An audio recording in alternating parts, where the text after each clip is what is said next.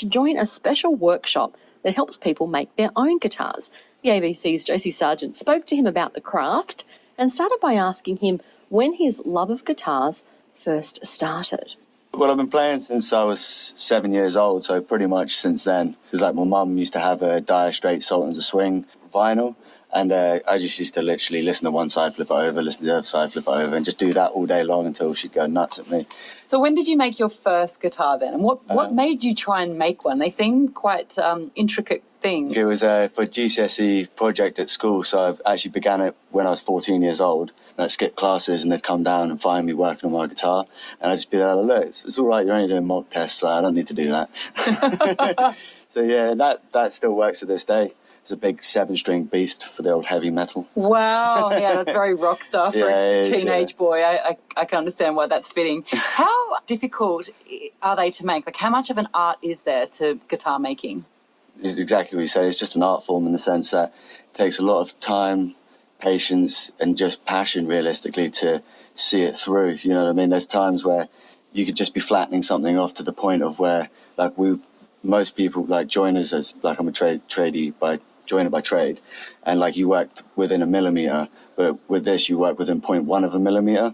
Wow. So you can't even really see that, and you use like these crazy calipers to like actually physically see it, and they're analog. You don't use digital, you know what I mean? Because digital is like false, you know what I mean? It doesn't really give you a true gauge.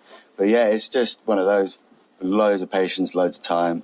And as soon as you like get stressed out, like I've just quit smoking as such. Managed to go 5 days, about 12 years, love that. Well done. But, yeah, so there was times when I was like, you know what, just go outside, walk around, have a little vape, come back in, and then you just carry on. You got to start where you left off as such. But yeah, just loads of time and patience, really. Well, it sounds like quite a passion, such a passion that you have travelled all the way from Jersey in the UK to be a part of the Hancock Guitar Making Course. Yeah. So why have you travelled all that way just for this course?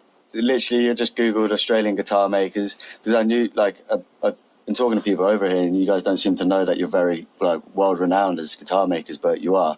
And just Googled Australian guitar makers.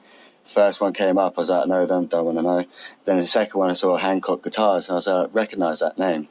Clicked on the website, and the logo came up, and there was actually there's a Hancock guitar in my local music shop, East Coast Music.